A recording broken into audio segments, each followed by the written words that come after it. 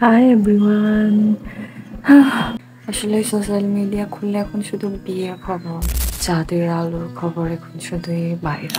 চাঁদ নিয়ে অনেক গান হয়েছে, অনেক কথা কবিতা যাই বললো সেটি হয়েছে, কিন্তু কেউ কখনো ভাবতেই পারেনি যে বর্তমান এই সময়ে এসে 2025 সালে শুরু শুরু এই মাসে চাঁদের আলো এতটা ফেমাস হয়ে যাবে। ফাইনালি আমরা আমাদের জনপ্রিয় এই সিঙ্গার তাহসান মিউর কথাই বলতেছি, সবারই জানা। ফাইনালি ছেলেটা তার চাঁদের আলো খুঁজে পেয়েছে। মেয়েটা ঠিকঠাক, মেয়েটা সুন্দর আছে, কিউট আছে, ছিলাও তেমন খারাপ না, ভালো দেখতে। কথা হচ্ছে যে দুজন মানুষের কোনো মিল না থাকলে তো একটি সম্পর্ক টিকিয়ে রাখা যেমন পসিবল না। তাদেরকে একসঙ্গে দেখতে পেতাম, বাট সবার সব রিলেশন হয়, ভেঙে যায়, স্বাভাবিক। কিন্তু যদি তুমি মুভ অন করতে পারো সামনে এগোতে, তাহলে তো ওয়াই নট।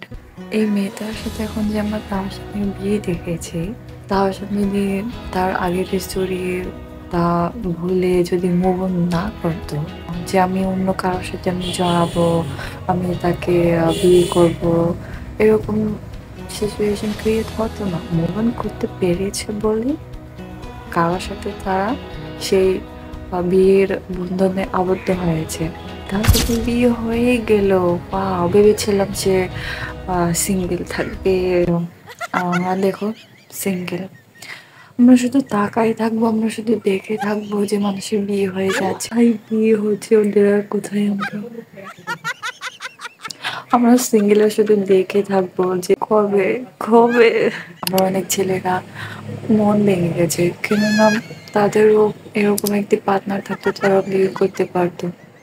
আরে আমি তোমাদের অবস্থা বুঝি রে ভাই।